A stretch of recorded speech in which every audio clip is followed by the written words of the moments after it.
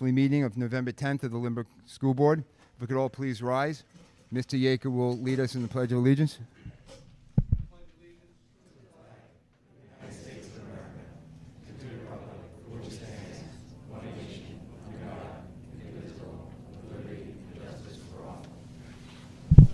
Can all be seated?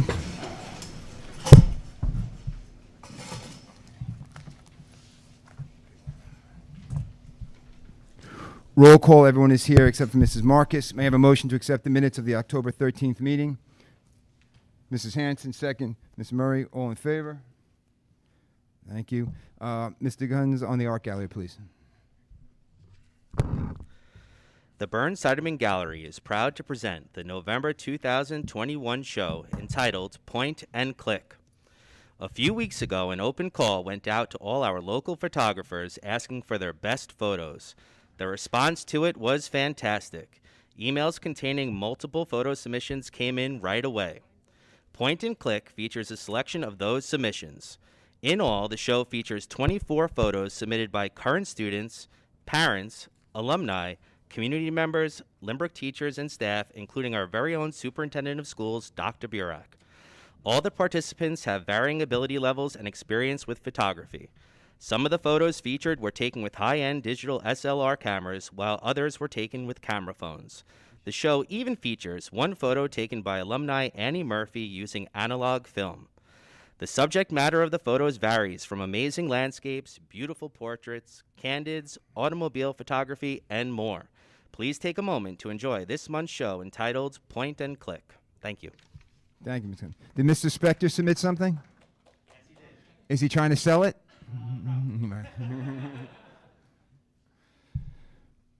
Presentations. Have to decide if we want to do this. No? Well, you look at me like you're yelling at me. You want to do the retirements first or no? Oh, you jumped at me. We have one reluctant retirement this evening. Mrs. Hanson, if you may read, and Bob, if you could please stand.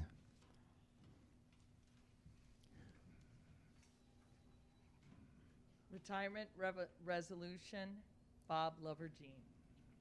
Whereas Mr. Robert Lovergene, head custodian in the Lynbrook Union Free School District, has announced his intention to retire effective January 28, 2022, after 22 years of dedicated service to the students, parents, and staff of the Lynbrook schools.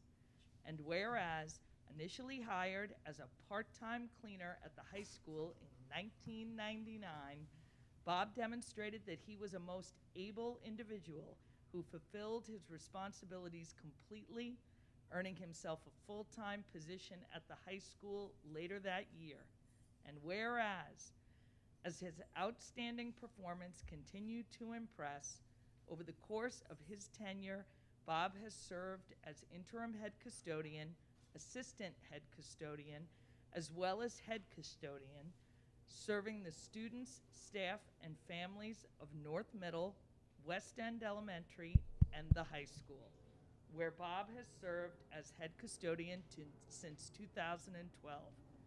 And whereas, as Bob's positive nature, sense of humor, and ability to connect made him a person that everyone enjoyed having as part of their team, his can-do attitude and willingness to roll up his sleeves to get the job done helped make him a leader who talked the talk and walked the walk both day and night.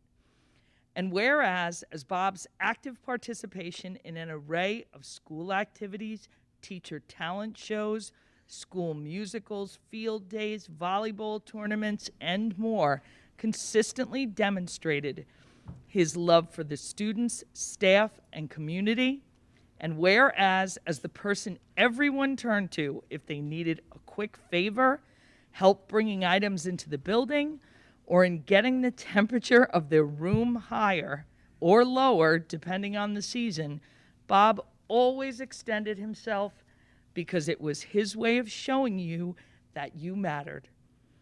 And whereas, as Bob's role as a leader earned him the respect of the custodial teams wherever he worked, as well as the respect of all the staff, Bob has been known as a man of integrity and honesty. He is a role model for all.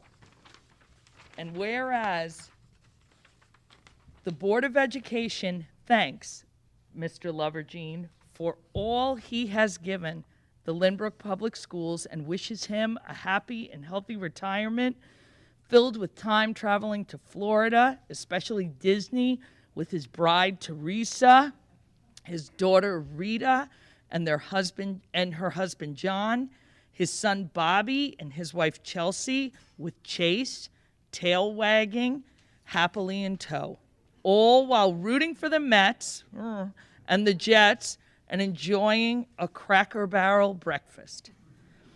Now, therefore, be it resolved that the Board of Education hereby accepts the resignation of Mr. Robert Lovergene for the purposes of retirement. Before it's official.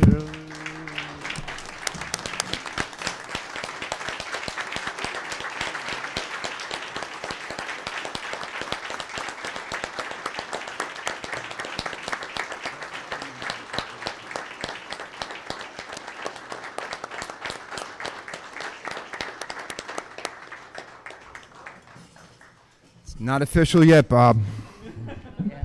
No, but I will say I've had the occasion to be in this building of all hours of the day and at all times. And the truth is, your constant positivity, you literally are one of those people who just radiate happiness and positivity. And just seeing you when people see you makes a difference in their life. And that's something I'll always appreciate. May I have a motion to accept Resolution 21-11-NC10 for the retirement of Bob Lovergene? Mr. Yaker, second. Mr. Plesky, all in favor? That's all in favor. If you could come up, please.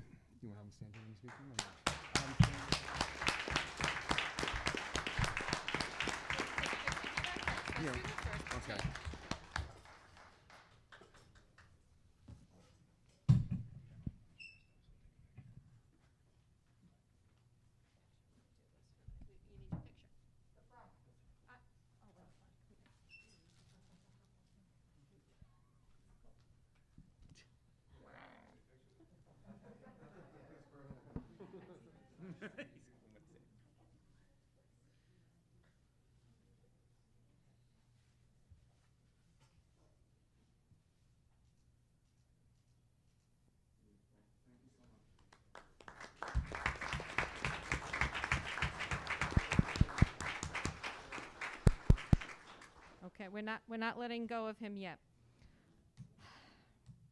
I probably know you the longest up here because I have followed you from West End North and West End up to the high school.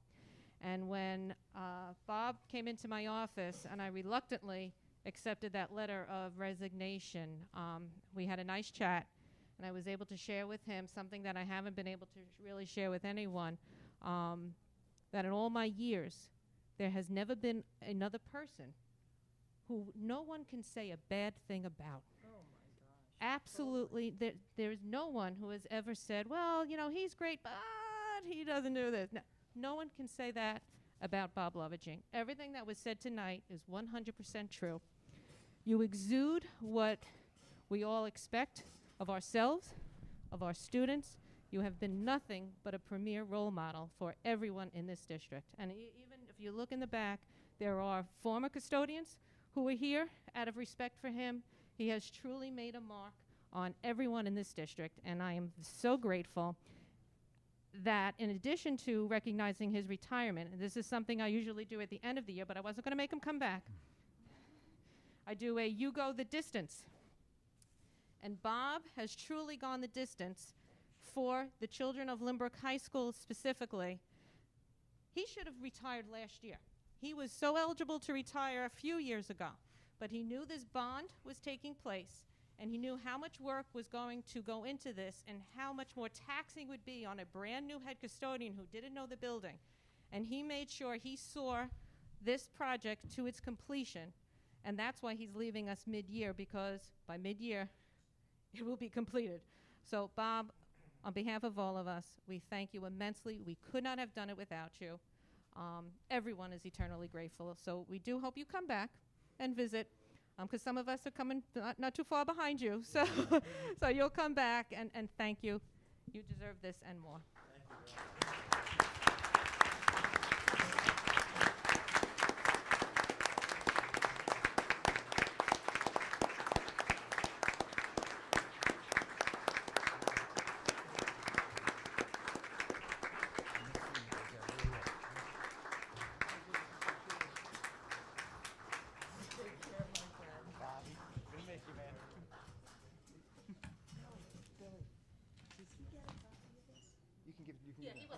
No, he gets it.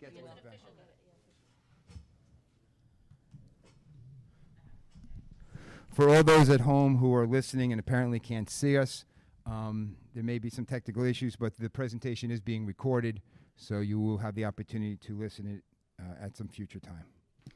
Moving on with the agenda, moving on to excellence in education. There is a resolution we will be adopting later this evening from the Excellence in Education Foundation. But they are here tonight to present their grants, and I believe Callie would like to take the microphone.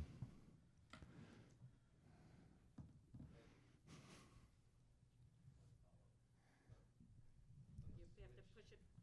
No. Push the knob on the. Where? In the middle. Oh, it's on? Oh. Hello? Yeah. Got it. Thanks, guys. I'm Adam Callahan. I'm outgoing president in the Excellence in Education Foundation, and we have a prepared statement. I'm here on behalf of the Excellence in Education Foundation for Lynbrook Schools. For anyone who isn't familiar with who we are or who may have forgotten about us, we are an independent 501c3 nonprofit organization that raises money for the enhancement of the public schools in the Lynbrook School District. We obtain private funding to support education initiatives that elevate and enhance the quality of instruction and expand learning opportunities for all our children. While we took a brief pause during the quarantine period and through last year in an effort to respect the uncertainty of the education climate, as well as the hard financial hits many of us grappled with, we are ready to start back up, and that means we need volunteers to be part of the great work we are doing, and of course, we are accepting donations of any size. Our Giving Tuesday campaign will be launched soon, and we hope that this year will be the biggest so far. As I mentioned, we paused our work when COVID hit. We had just begun evaluating the grant applications we received, many of which were no longer appropriate in the new remote and hybrid world. Therefore, we were forced to postpone all awards last year, but we thank all the members of our school community who applied for grants and appreciate that you put your trust in us, that the awards we choose to fund will have a great impact on our Lynbrook children. Now, since the schools are reopened and we have been given the green light by the district, we are pleased to officially award the following grants. We'd like to award Shari Bose a Samsung Flip Chart 2 for the 5th grade at Waverly Park. No need for paper anchor charts anymore, and files can be carried over year to year. It is mobile and a great tool for visual learners. We would also like to give Mr. Barry Weiner a MacBook Air with Apple Care for the Lynbrook High School Chorus. They can now integrate technology seamlessly while improving instruction and allowing Mr. Weiner to update outdated software and making sure it's covered by Apple Care for years to come. Ms. Corinne Teichman and Ms. Megan Sigley will receive new Ozobots for our elementary flight school enrichment program. Incorporating Ozobots into flight school for grades 3 to 5 district-wide will allow them to experience screen-free coding by utilizing color-coded markers that teach basic coding concepts like cause, effect, and debugging. Lastly, Mr. John Cornicello will be receiving the Youth Leadership Initiative's e-Congress grant, which is an interactive educational tool that helps our students learn how Congress works by writing original legislation and following it through the lawmaking process. Congratulations to all the teachers who have been awarded grants this year and to the students who will be the ultimate recipients of the benefits of these resources. In other good news, and despite the limits of COVID last year, we continued our discussions with some of our high school students about creating a junior foundation. Mia Tettleman led the charge and with a bunch of her friends formed a new club at the high school called the Student Council of Excellence. In just a few months, with Principal Reynes's backing and Mr. Brian Jacob as club advisor, they are thriving and have more than 180 members. This student club is hard at work and has already organized 2 events, including this month's student volleyball tournament. They have raised close to $2,000 for the foundation. We applaud their efforts and hard work.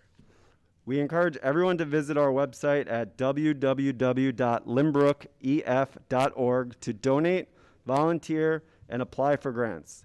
New grant applications will be considered in March, so please apply. Thank you, guys. Thank you, Mr. Gowan. We appreciate, Callie, all the work that's done on behalf of DIR. We appreciate the effort you all put into that, so thank you for that.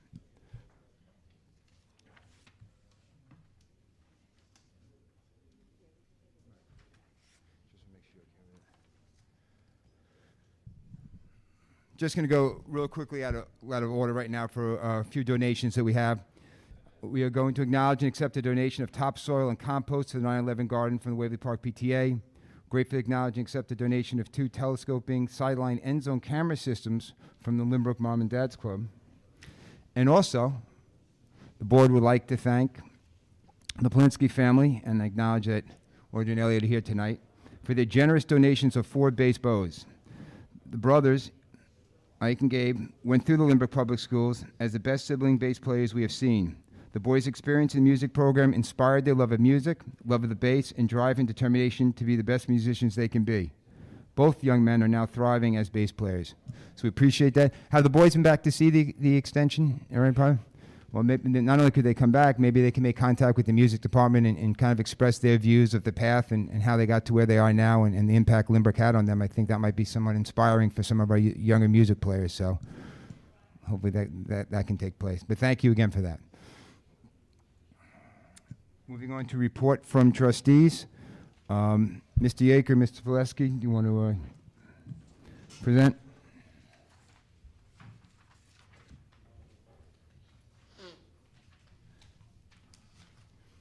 Did you prepare a PowerPoint, Mr. Yeager? Okay, thank you, Mr. Yeager. We'll do this, we'll kind of do this in tandem.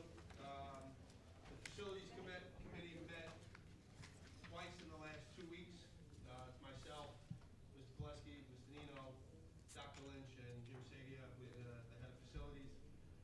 And we had to meet because the turf field that we voted on last year, that was approved by the district, the price went up. So we had budgeted and voted on $1.6 million. It was already at $1.9 million. And then in discussing it, we thought that it might be a good idea to maybe actually look at the scope of the whole thing to begin with, and doing some extra improvements in around North, including the North Courtyard, a room at North, which would help the project be aidable by the state, as well as putting up lights at North and bleachers, small 3-row bleachers that would go from 20-yard line to 20-yard line, kind of expanding the scope a little bit. Fixing the parking lot, beautifying the area a little bit more. So when we met, we said that might be an option that we can look at. We also have to, because we're going up on 10 years on the turf at Marion Street, that's a job that we have to do. Now that job, we're going to put up to vote this year. That's a $900,000 job. I mean, it does change from year to year, but that's generally the price of it. That has to go up for a vote this year. We do have the conduits for lights there as well. So the facilities committee thought it'd be a good idea to add the lights into that project as well. Hoping that we can beautify that area and make it a little bit more usable to all of our teams, not getting thrown off of fields, not being moved off of fields because of bad weather, and have the lights there to extend when we can play. There was also something that we've been talking about for a few years now about kind of restructuring Marion Street as it is. Right now, the playground is literally on the main street, on Marion Street. The kids literally have to walk around the parking lot in order to get there. It's not the safest, most conducive environment for the kids. and Mr. Sadia had drawn up plans about 2 years ago to make the parking lot more of an oval. Yep. I mean, we could show you some of the plans at some point, but anyway, the job itself is fairly extensive, and we thought since we're at it and we have the money in reserves, we would look at that as well. And do some renovations inside, and especially in the cafeteria at Marion Street, which really could use it, and that would make that job aidable as well. So in all, with the money that was already approved and, you know, doing all this work, we were going to put up a proposition, and if everybody wanted to, we were hoping to put up a proposition in May to do both of these monster jobs. Really think that would be great for the district, and we would take it out of the capital reserves. Currently, we have $7 million in capital reserves. This would be, for those two jobs, somewhere in the ballpark of $3.9 million, which would still leave us with $3.1 million in our capital reserves that the community can then vote on. And, well, that's kind of what we were thinking when we had these meetings. So. And just to add to what Dave is saying, the $3.9 million, just so we're all on the same page, that will still leave us, like Dave said, the $3.1 million in our capital reserve, which is a very healthy amount, and we have the ability to go back up $2 million every year after that. But please understand, by doing the small classroom at North and the small reno to the cafeteria at Marion, 44 cents on every dollar is aidable. So we expect to get, of that $3.9 million, approximately 1.7, 1.8 million back over the course of time. So that's important to know, because you know, it really, when you extrapolate that over an extended period of time, you realize it's not that much to spend, you know, based on the amount of work we're doing. You know, and it's not just about the lights. Marion Street and the way it's set up could be done in a much safer, more efficient manner in terms of drop-off. The way Jim Seda has worked out the new plan, you would actually be able to drive in to the parking lot in a circle. So that little cage where certain people park, and we're actually adding parking spots in that location for events and for teachers during the day. So it's really something that will not just affect the athletics, it'll affect the entire flow of that facility all the time. You know, and North getting a courtyard done is something that is great for the kids, something that these kids will have a place to go during the day. And like I said, due to the fact that so much of it is, you know, eligible for state aid, it really behooves us not to do this. Especially considering that if the aid alone that we would get back really is equal to the amount of increase we're going to have over the original 1.65 million that was already approved for the North shop. So it's definitely something that, you know, is long overdue. Our field space is an issue in this area. You know, it's something that most of the surrounding districts already have, and for us not to have it at this point, you know, it really is not, you know, what a top district represents. I just wanted to jump in a second. There have been many instances this year where practices and games have had to stop or be cut short because of busing issues and whatnot. So they've had to stop games before they were over because it got dark out. So we wouldn't run into those issues, and we would be able to have more field time with the lights and two locations. And just one more thing, just so we're all on the same page, having something for these kids to do in the evening hours is really important, and it really cuts down silly behavior. You know, when they're in a place that's supervised and in a place that they can be watched over, you know, a lot of the issues we're having in town in the evening hours should, you know, alleviate. And just to reiterate one more time, all of this money we already have. It's in reserves. This will not cost taxpayers a dollar. It's all money that's already sitting there waiting to be used for something like this. So just keep that in mind. Thank you. We'll have to remember to continue to resonate that last part as we get closer along the process. Dr. Lynch, if we want to move forward with this, obviously this will become one of the propositions at election time. Correct. And when could we see mock-ups of what it might look like? When would you want to see them as early as next month? Well, I wouldn't want. January? Whatever would be a reasonable time. I Not would to, say, so the plan is we need to present them to the community at the budget hearing. So that is the February. absolute requirement.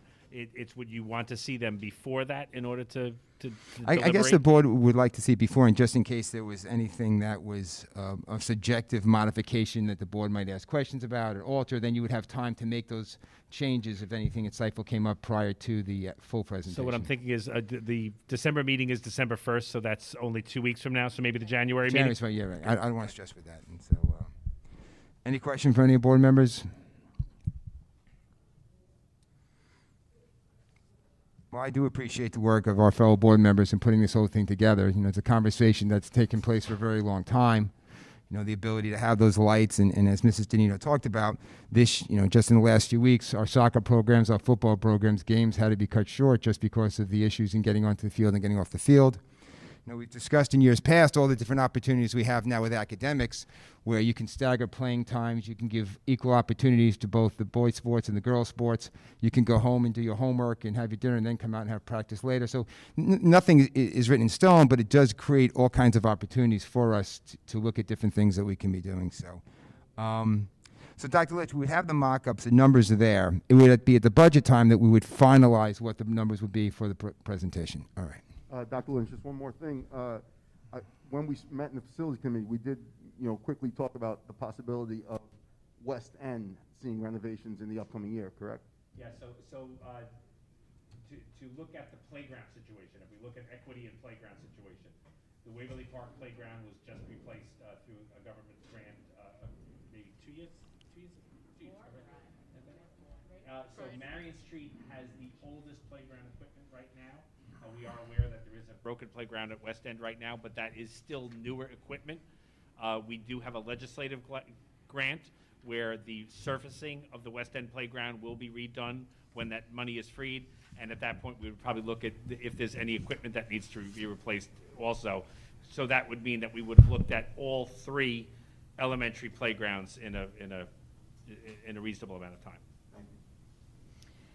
And just to tie up a previous conversation, since the Facilities Committee met and discussed these projects, did you also discuss the 10 Union Avenue property? Yes. So at this point, it was the recommendation of the Facilities Committee. Obviously, we can have the conversation, but it was the recommendation of the Facilities Committee to kind of put that aside right now and not pursue it. It just didn't seem like something that we wanted to get into right now. Hoping that maybe it's still for sale next year or at a later time. But at this point, the committee recommends that we move forward with what we have and not with what we don't. Thank you. So as consensus from the board, that's 2 recommendations from facilities. Been very busy bees over the last several months. So is any objection to the first aspect, to have administration work up and moving us towards, well, Mr. Murray? No objection at all, but I just actually want to thank them for the creativity by adding those extra pieces to the project and making it bigger. It actually winds up costing the district less, and I think that was a very creative job of the committee, so thank them for that. So I believe the consensus then is both that we will no longer be pursuing Dr. Bjork, that building across the street for the time being, and we will look to move forward to gather the appropriate paperwork and diagrams and company documents for what will eventually be a proposition on the 2 suggestions made by them. Thank you. While I'm at it, I guess. Well, I mean, it's like we haven't heard enough from Mr. Yaker. Moving on to policy committee. I'll make this fast. I'll make it fast. We don't want to hear from you anymore. Policy committee, we're doing our first reading, policy 1230, public participation at board meetings. First reading on policy 1500E1. Use of district fields and facilities, where we really just updated some of the insurance language. And our first reading, which was a new policy, policy 0105, diversity, equity, and inclusion in education. That's a new policy. We worked pretty hard on that as well. And then we're doing a second reading and the adoption of the attendance policy, policy 5100. Thank you, Mr. Yeager. Those will be adopted in the December meeting. Anything else from the trustees? Sure. I just want to say one of the things we accepted tonight was some cameras from the Moms and Dads Club. And I just wanted to mention the Moms and Dads Club because quite often parents don't know what the Moms and Dads Club is. I know when my children first started, middle school and high school, I wasn't really sure, but the Moms and Dads Club is a club that really gives back to our schools. So these cameras will be used by all the sports teams, and they go up on Mr. Yeager and Mr. Pulaski probably speak to it more, but they take films. So the Moms and Dads Club supports all of the athletes in the entire district. So if you're not a member of that and you are a parent with students of athletes, it's really a great club to join. They do give scholarships, and you get to see more of the club when you have a senior, but they do support all of the students throughout the year, so it's a great thing to be a part of.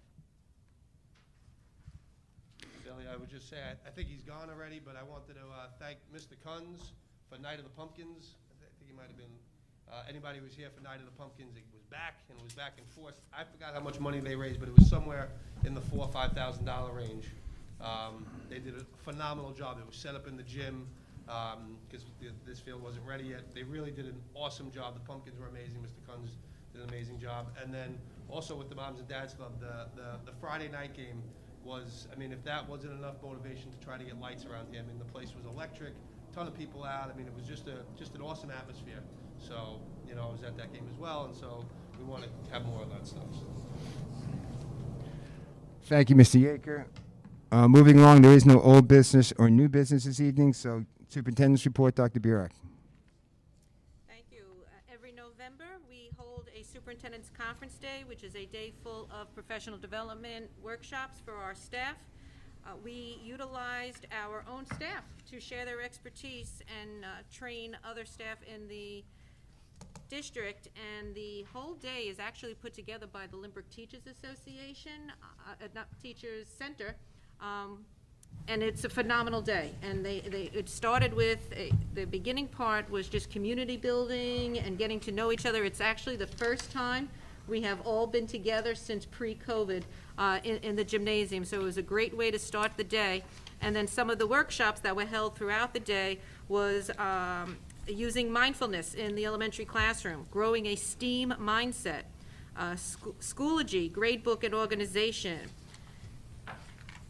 ever-changing students, ever-growing teachers, how can we reach more of our students, interactive practice with strategies for teaching ELLs in the standalone and integrated classrooms, introduction of the new social studies framework, book love, controversial issues.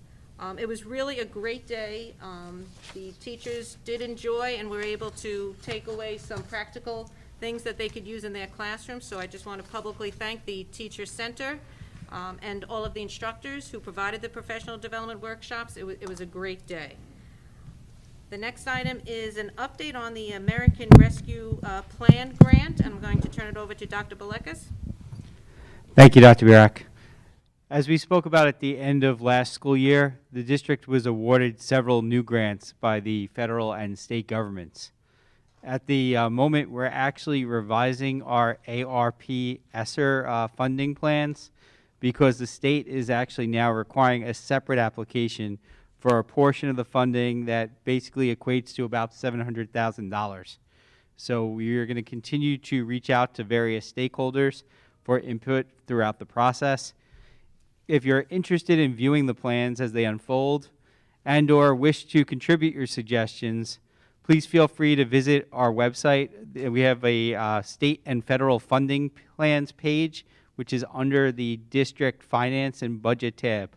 So please feel free. There's actually a web address there, and you can send us an email if you have any commentary. Thank you. Thank you, and you might as well do the curriculum update, please. All right, I'm going to be like Mr. Yeager now, 2 in a row. As you know, we've also been implementing some really new and exciting programs in the Kindergarten Center. I'm happy to report that our students and staff have been working hard on our letter formation and letter sound correspondences using our new program called Itchy's Alphabet. Currently, our students have studied 18 out of the 26 lowercase letters, so the kids really moving along, very accomplished. Also, too, our entire kindergarten staff has completed an intense 6-week training in the Sounds Right program, and now everyone, they're all official Sounds Right practitioners.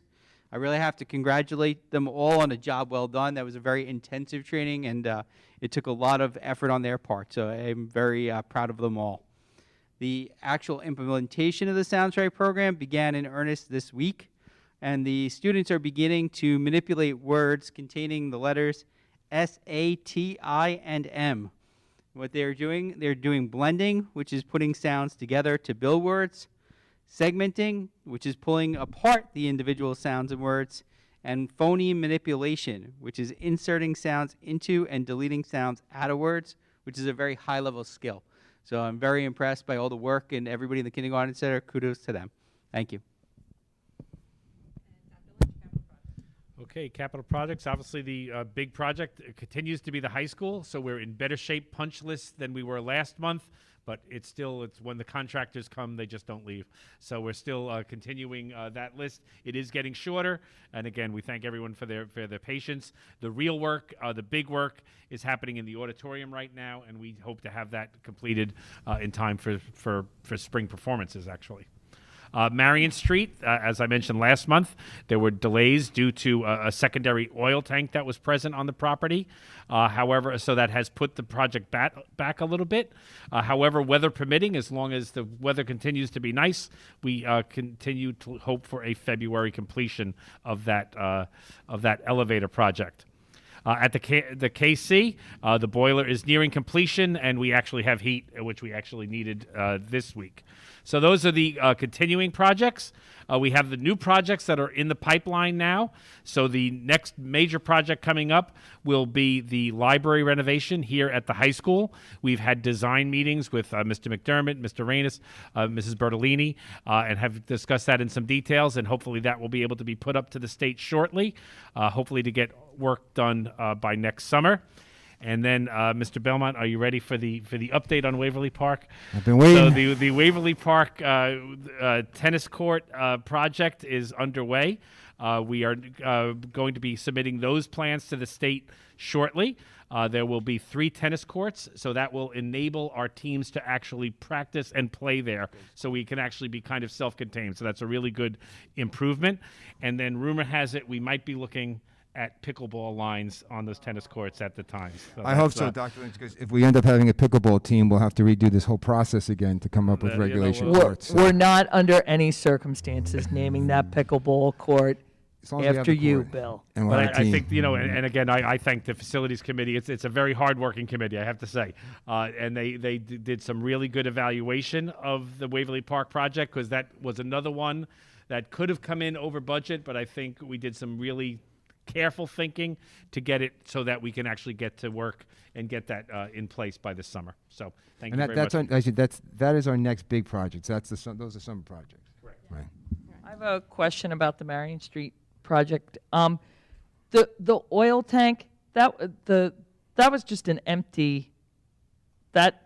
That tank was empty, so there was no. There were actually 2 tanks. There was the 1986 tank, which we knew about, and then a 1960 tank, which, again, I like to say our predecessors, Lynbrook has always been good. It was properly remediated back in the 80s. So there was no great need for like soil removal and soil testing. There was testing, but nothing was contaminated. So they did it right back then. Okay, great. Yeah, and I just want to thank the Facilities Committee as well, because there was a lot to contemplate this time around. And I just want to make it perfectly clear to the community, when we went out last year with those numbers, they were numbers prior to all of this, the slowness, and if you're trying to do work at home, you know how much more expensive things are now because we're in this COVID pandemic. So it was really unforeseeable just how sky high these prices are going to be, and if you take a look at inflation. So I think it's just important that at the time when we put these up, they were true projected values, but now because of what we're facing, that's why the costs have gone up. So I just wanted to make that perfectly clear before going out and asking the community for more money. So, and that's it. Thank you, Dr. Burek. At this time, we're going to move to public comment. I'm going to ask that we allow representatives from the Lynbrook Fire Department, in that we have some students present. Probably want to get back to study. If you could present first.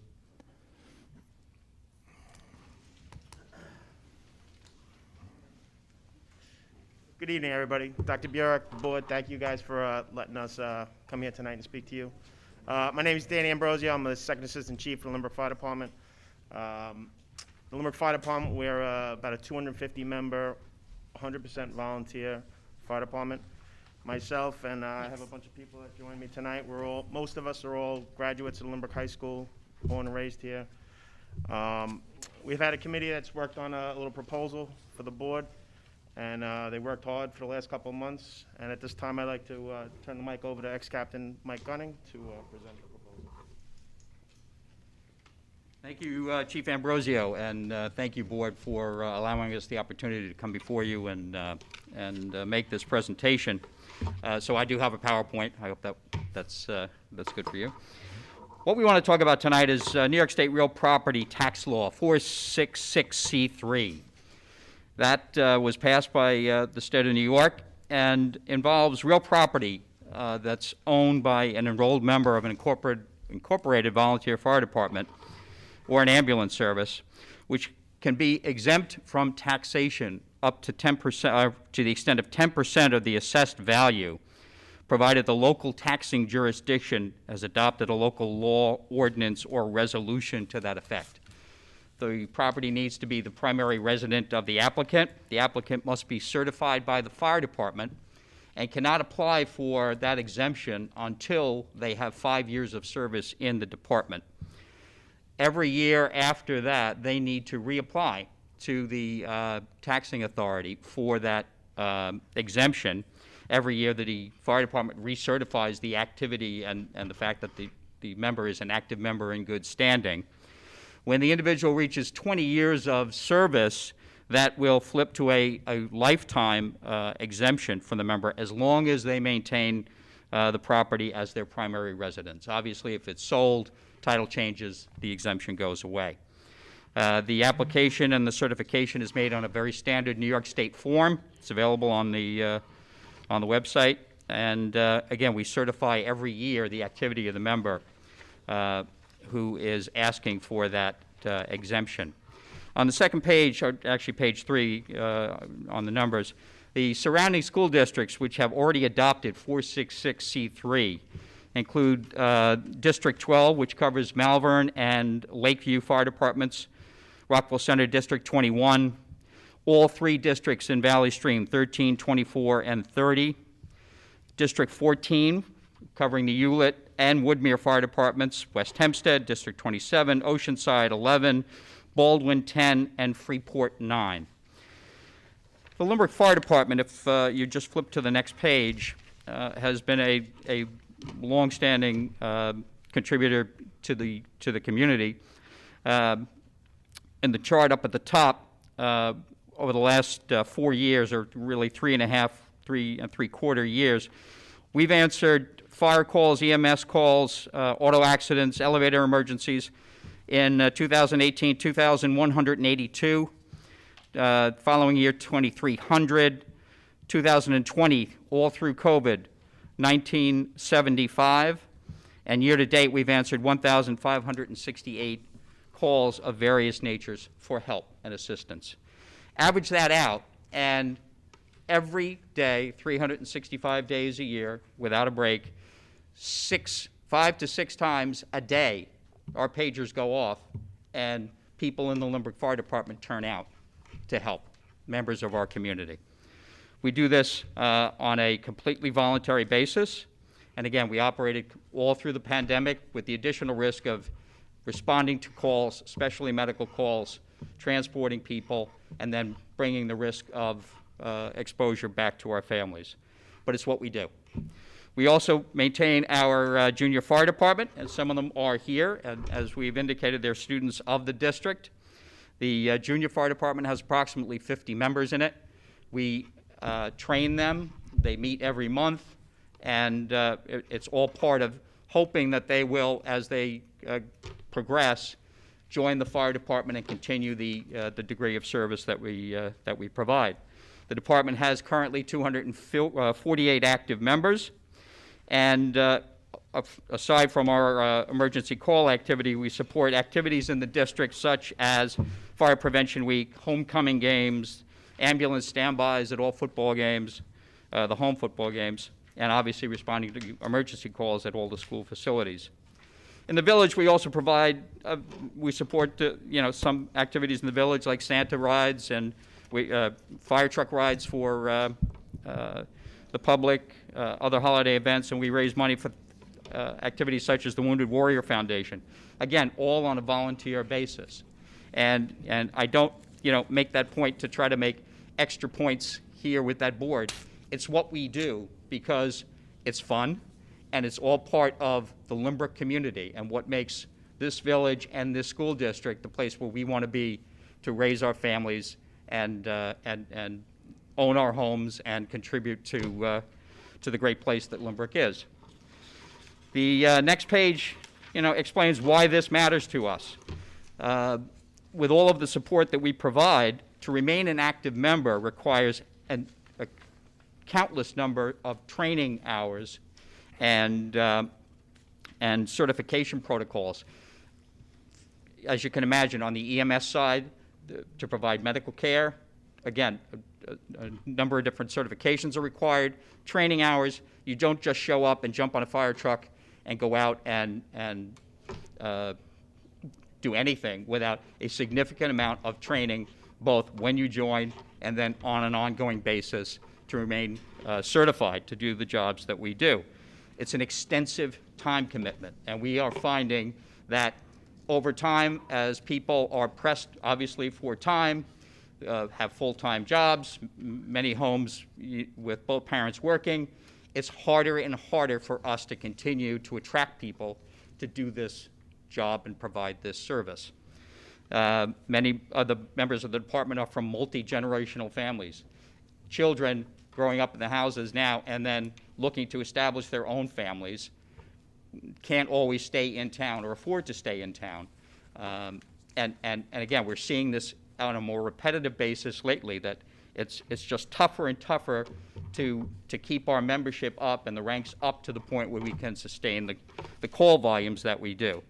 As we've said, members, current and former members were members of students in the Lynbrook School District, junior fire department members, predominantly from the Lynbrook School District, and we're in the position now where it's a really important point for us in retention and attracting new members to be able to provide a benefit that 466C3 would provide, even though ultimately it's modest, but it's very important to us. Next page is what would this require? As I said, we've got 248 active members in the department roster. On our research, we've done this ourselves, so it's our homework, our numbers.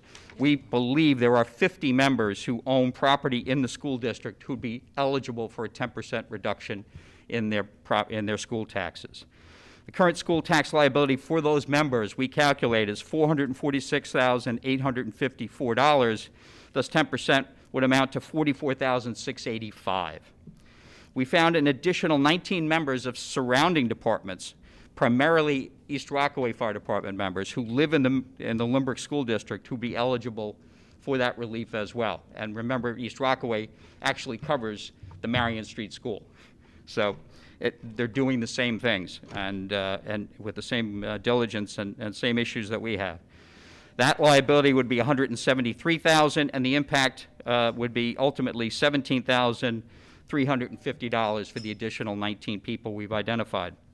So in total, 69 properties eligible for an exemption would amount to a tax exemption of $62,036, and on our numbers, based on the latest school district budget, would amount to 0.067% of the budget, so even less than 0.1%. Just call it 0.1%. Again, these are all our numbers of our diligence. Happy to have them subject to verification and all. And again, we would go through the process of having members formally make the applications, do the certifications, and all of that. So that's our estimate of what the impact would be. So finally, just to wrap this up, again, we care very much about this community, about the things that we do in this village, in this community, and want to keep that going. Adoption of this law would be very consistent, as we've said, with what other school districts around us have done, with other departments that we work with. And we'd ask, again, that you move as soon as possible to consider adopting 466C3 for fire department members in the Lynbrook School District. Thank you very much for providing us this opportunity to come before you, and happy to entertain any questions. Sure. Well, first of all, thank you for coming before us, and thank you for a very comprehensive document with numbers, which obviously, Dr. Lynch, if we can just gather some of our numbers too. It would appear from what you're presenting that the only districts around that have not are Lynbrook and East Rockaway. That's correct. And has East Rockaway petitioned their school anywhere?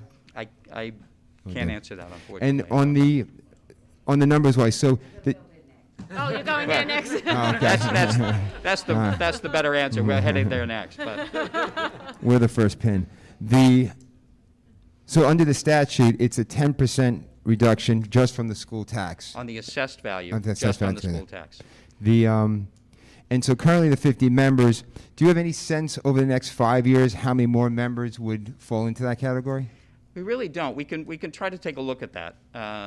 It varies. Just from my own company, we've had 3 members who would have been in that position, who've unfortunately just bought houses outside of town, gone to Wanto or other communities. So it's a little tough to predict, even amongst the eligible population, those with more than 5 years in, where that would land. But we could make an attempt. I'm asking one word. This is a pretty comprehensive document. If you could just identify yourself and come to the mic. It's all recorded and it's live. Ex-Captain Kathy Bean from the Lynbrook Fire Department. We came here in 2003. We were denied, but at that time it was 48 members, so the number really doesn't fluctuate too much. Right. We have a lot of people that have left the Lynbrook Fire Department and went to Valley Stream or Rockville Center because they got the discount. Because whether you're in Lynbrook or not, they honored it. So, just something to be a member of the Lynbrook Fire Department, you have to live within the confines of the village, or no? Within the 4th Battalion, there's like a 2-mile radius. So it can extend outside. So it's possible it extends outside of our school district and our village for someone who could be a member. You would have to live in that district to get the discount. Right. So No, to be a member of the Lynbrook Fire Department, you made me think about that when you brought that sure. up. We have people that live in East Rockaway, Malvern. Right, within the Malvern. And I think as to get to your point about the math of 248 versus where are we, a number of us live in the Malvern School, live and pay taxes to the Malvern School District, but we're in the village of Lynbrook. That's how the number, really ratchets down. Right. Dr. Lynch, if we were to consider something like this, it would be a public hearing? Could it be? It's required. Would it be a separate hearing, or would it be part of a regular board meeting? You would have to break out into a hearing in the middle. Right, we'd have our board meeting break out like we've done in the past, have that consideration, and make a vote. And then how long after we voted on it, if we voted in? Council, I believe they could adopt that night. Right. All right. Well, I think at the very least, we'd like to at least put that on and at least gather information, at least, have a consideration of what's been presented to us, and if we can get the district to work up some numbers and verifications for it, that would be helpful. Is the board all right with that for our board meeting? Okay.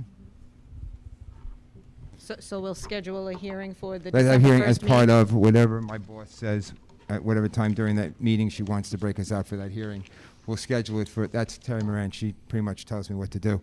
So for our next board meeting it would be December 1st?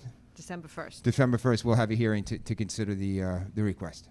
Thank you very much all for your time and your attention. We appreciate it. Thank you for very the much. presentation. Thank you Thank for you. your service. Thank you. If anyone else would like to address the board, please come to the microphone, identify yourself, and whether you live in or out of district. Okay. Moving along. We have 3 sympathy resolutions tonight. First is for Lois Crable. Whereas the members of the Board of Education of the Lynbrook Union Free School District have learned with sorrow of the recent passing of Lois Crable, former librarian in the Lynbrook School District, and whereas Lois Crable served as an employee of the Lynbrook Public Schools for 25 years, from 1963 through 1988, retiring as a librarian at Lynbrook High School, and whereas the Board of Education is mindful of the contributions made to our district by Lois Crable during her years of service to our community, be it resolved that the Board of Education records its sorrow, its sympathy, and the high esteem in which Lois Crable was held, and be it further resolved that a copy of this resolution be sent to the family of Lois Crable with the hope that they find solace and comfort in the rich heritage of good works for which she is remembered and revered. Sadly, we have 2 more this evening. Sympathy Resolution, Lynn McMahon. Whereas the members of the Board of Education of the Lynbrook Union Free School District have learned with sorrow of the recent passing of Lynn McMahon, former monitor, typist clerk, and teacher aide in the Lynbrook School District. And whereas Lynn McMahon served as an employee of the Lynbrook Public Schools for 20 years, from 1997 through 2017, retiring as a teacher aide at North Middle School. And whereas the Board of Education is mindful of the contributions made to our district by Lynn McMahon during her years of service to our community. Be it resolved that the Board of Education records its sorrow, its sympathy, and the esteem in which Lynn McMahon was held. And be it further resolved that a copy of this resolution be sent to the family of Lynn McMahon with the hope that they will find solace and comfort in the rich heritage of good works for which she is remembered and revered. Janet's Bone. Whereas the members of the Board of Education of the Lynbrook Union Free School District have learned with sorrow of the recent passing of Janice Bone, former stenographic secretary and secretary to the superintendent in the Lynbrook School District. And whereas Janice Bone served as an employee of the Lynbrook Public Schools for 38 years, from 1944 through 1982, retiring from West End Elementary School. And whereas the Board of Education is mindful of the contributions made to our district by Janice Bone during her years of service to our community. Be it resolved that the Board of Education records its sorrow, its sympathy, and the esteem in which Janice Bone was held, and be it further resolved that a copy of this resolution be sent to the family of Janice Bone with the hope that they will find solace and comfort in the rich heritage of good works for which she is remembered and revered. I'd like to ask for consent agenda on resolutions 2111C1 through 2111C8, 2111NC1 through 2111NC9, and 2111G1 through 2111G35. May I have a motion, please? Mr. Murray, second. Mrs. Tenino, all in favor? May I have a motion to accept the consent agenda? Mr. Yeager, second. Mr. Bolesky, all in favor? Can I have a motion to ask for an adjournment to go into executive session to discuss matters of personnel? Mr. Bolesky, second. Mrs. Tenino, all in favor? Thank you. Everyone get home safely. Have a good day off. There's always one, Terry. Always one.